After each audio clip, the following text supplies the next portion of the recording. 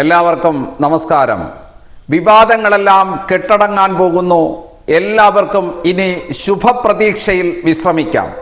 തിങ്കളാഴ്ചയോടുകൂടി കേരളത്തിന്റെ സമസ്ത മേഖലയിലെയും സർവ്വ വിഷയങ്ങൾക്കും ശാശ്വത പരിഹാരമേകിക്കൊണ്ട് SDPI സമരമായിട്ട് മുന്നോട്ട് പോവുകയാണ്. SDPIയുടെ കളക്ട്രേറ്റുകളിലേക്കും സെക്രട്ടേറിയറ്റിലേക്കുമുള്ള മാർച്ച് തിങ്കളാഴ്ച പ്രഖ്യാപിച്ച പശ്ചാത്തലം എന്ന് പറയുന്നത് കേരളത്തിന്റെ ജനവിരുദ്ധ ഭരണമാണ് എന്നാണ് SDPI അവകാശപ്പെടുന്നത്.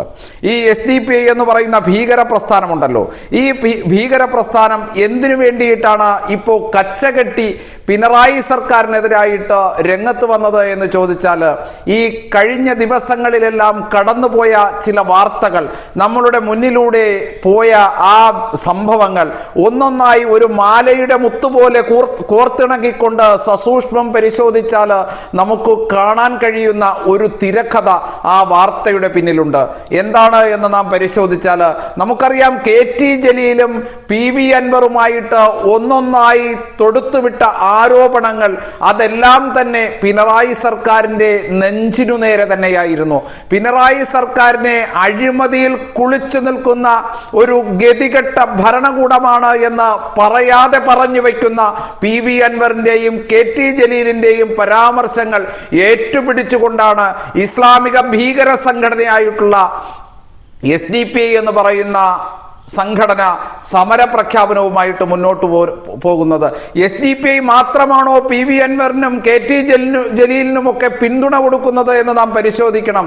ഗോവിന്ദൻ മാഷ്, CPMന്റെ സംസ്ഥാന സെക്രട്ടറി ആയിട്ടുള്ള ഗോവിന്ദൻ മാഷ് PV അൻവറിനെയും KT ജലീലിനെയും ഒക്കെ പത്രക്കാരുടെ മാധ്യമങ്ങളുടെ മുന്നിൽ തള്ളിപ്പറയാൻ പോലും തയ്യാറായപ്പോൾ മുസ്ലിം ലീഗ് പോലും ഈ PV അൻവറിന് പരസ്യ പിന്തുണയുമായിട്ട് രംഗത്ത് വരികയാണ്.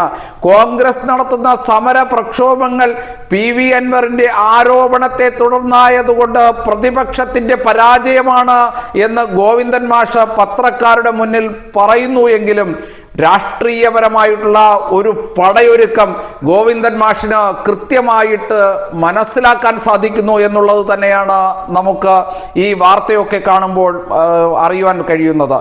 യഥാർത്ഥത്തിൽ പിണറായി സർക്കാരിനെ മൂട്ടിലിറക്കിയിട്ട് ഈ അഴിമതി ആരോപണങ്ങളൊക്കെ ചർച്ചയാക്കിക്കൊണ്ട് ഈ ഇടതു കമ്മ്യൂണിസ്റ്റ് മാർക്സിസ്റ്റ് പാർട്ടിയെ ദുർബലപ്പെടുത്തിക്കൊണ്ട് കോൺഗ്രസിന്റെ ഭരണമാറ്റം കൊണ്ടുവരുവാനും അതുവഴി ഇസ്ലാമിക മത മൗലികവാദികളുടെ ഒരു ഹിഡൻ അജണ്ട ഈ കേരളത്തിൽ നടപ്പിലാക്കിയെടുക്കുവാനും വേണ്ടിയിട്ടുള്ള ആസൂത്രിതമായിട്ടുള്ള നീക്കങ്ങളുടെ ഒരു ആദ്യ ടെസ്റ്റ് ഡോസ് തന്നെയാണ് PV അൻവറിന്റെ ആരോപണങ്ങളും ഇത്തരത്തിലുള്ള അഴിമതി കഥകളുടെ പുറത്തുവിട്ടുകൊണ്ടുള്ള പ്രചരണവുമെന്ന് ബുദ്ധിയുള്ളവർക്ക് മനസ്സിലാക്കാൻ സാധിക്കും.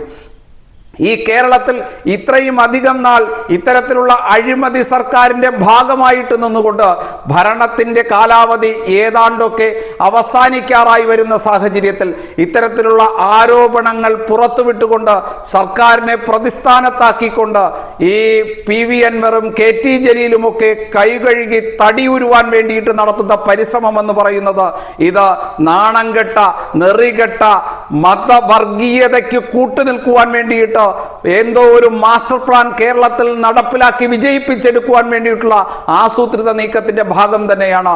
ഇത്രയും കാലം എന്തുകൊണ്ടാണ് ഈ സ്വർണ്ണക്കള്ളക്കടത്തിന് കൂട്ടുനിൽക്കുന്ന ഇടതുപക്ഷ സർക്കാരിനെ കുറിച്ച് ഒരക്ഷരം ഉരിയാടുവാൻ വേണ്ടിയിട്ട് KT ജലീലും PV അൻവറും തയ്യാറാകാതിരുന്നത്? ഇത്രയും നാൾ എന്തുകൊണ്ടാണ് ഇതിന് കൂട്ടുപിടിച്ചത്? ഇവിടെ ഈന്തപ്പഴത്തെക്കുറിച്ചും അതുപോലെ തന്നെ ബിരിയാണി ചെമ്പിനെ കുറിച്ചുമൊക്കെ KT ജലീലുമായി കൂട്ടിച്ചേർത്തുകൊണ്ട് എത്രയെത്ര ആരോപണങ്ങളാണ് മാധ്യമങ്ങളിലൂടെ ചർച്ച ചെയ്യപ്പെട്ടത്.